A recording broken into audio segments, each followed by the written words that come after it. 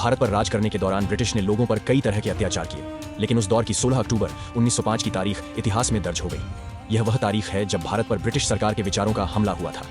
राष्ट्रवाद को कुचलने और हिंदू मुस्लिम के बीच सांप्रदायिकता के प्रसार का प्रथम असफल प्रयास धर्म के आधार पर भारतीयों को बांटा और बंगाल बना डाला। ब्रिटिश सरकार ने हिंदू मुस्लिम एकता को तोड़ने की तैयारी कई महीनों पहले शुरू कर दी थी। जुलाई 1905 को इसकी आधिकारिक घोषणा भी कर दी। बड़े स्तर पर लगभग 4 महीने चले विरोध के बावजूद बंगाल विभाजन हुआ।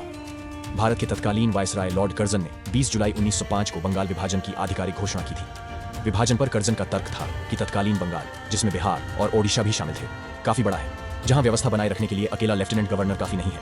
विभाजन से पहले बंगाल की कुल जनसंख्या लगभग 8 करोड़ थी और बिहार, ओडिशा व बांग्लादेश इसका हिस्सा थे। बंगाल की प्रेसिडेंसी सबसे बड़ी थी। तब कर्जन ने प्रशासनिक असुविधा का सहारा लेकर बंगाल विभाजन की रूपरेखा तैयार कर दी और कुछ महीनों बाद इस पर अमल हुआ। कर्जन ने मुस्लिम बहुल पूर्वी हिस्से को असम के साथ मिलाकर अलग प्रांत बना दिया। दूसरी ओर हिंदू बहुल पश्चिमी भाग को बिहार और ओडिशा के साथ मिलाकर पश्चिम बंगाल नाम दे दिया। इतिहास में इसे बंग भंग के नाम से भी जाना जाता है। यह अंग्रेजों की फूट डालो, शासन करो वाली नीति का ही एक अंग था।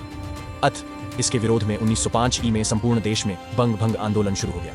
इस विभाजन के कारण उत्पन्न उच्च स्तरीय राजनीतिक अशांति के कारण 1911 में दोनों तरफ की भारतीय जनता के दबाव की वजह से बंगाल के पूर्वी एवं पश्चिमी हिस्से पुनः एक हो गए।